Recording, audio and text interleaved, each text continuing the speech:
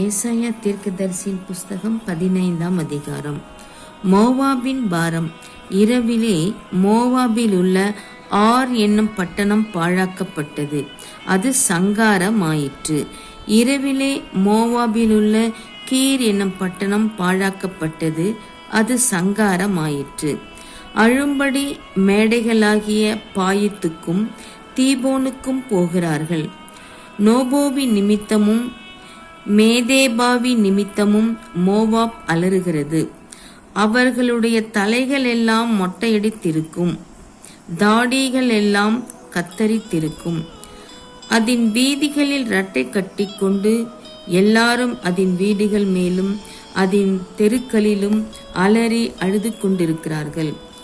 எஸ்போன் ஊராரும் எலையாலே ஊராரும் கூக்குரல் இடுகிறார்கள். அவர்கள் சத்தம் யாகாஸ் மட்டும் கேட்கப்படுகிறது. ஆகையால் மோவாபின் ஆயுதபாணிகள் கதறுகிறார்கள். அவனவனுடைய ஆத்துமா அவனவனில் கிளேசப்படுகிறது. என் இருதயம் மோவாபின் நிமித்தம் ஓலமிடுகிறது. அதிலிருந்து ஓடி வருகிறவர்கள் 3 வயது கிடாரியைப் போல அலைகிறார்கள். லூகித்துக்கு ஏறி போகிற வழியிலே அழுகையோடே ஏறுகிறார்கள்.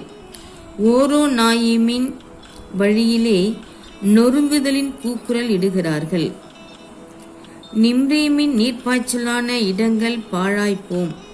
புல் உலர்ந்து முளை அழிந்து பச்சை இல்லாமற் போகிறது.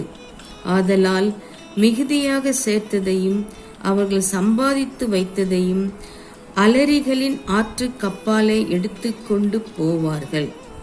கூக்குரல் மோவாபின் எல்லை எங்கும் சுற்றும். எக்லாயிம் மட்டும் அதின் அலறுதலும் பெரேலீம் மட்டும் அதின் புலம்புதலும் எட்டும்.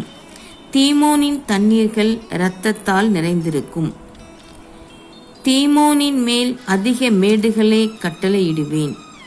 மோவாபிலே தப்பினவர்கள் மேலும் தேசத்தில் மீதியானவர்கள் மேலும் சிங்கத்தை வரப்பண்ணுவேன். ஆமேன்.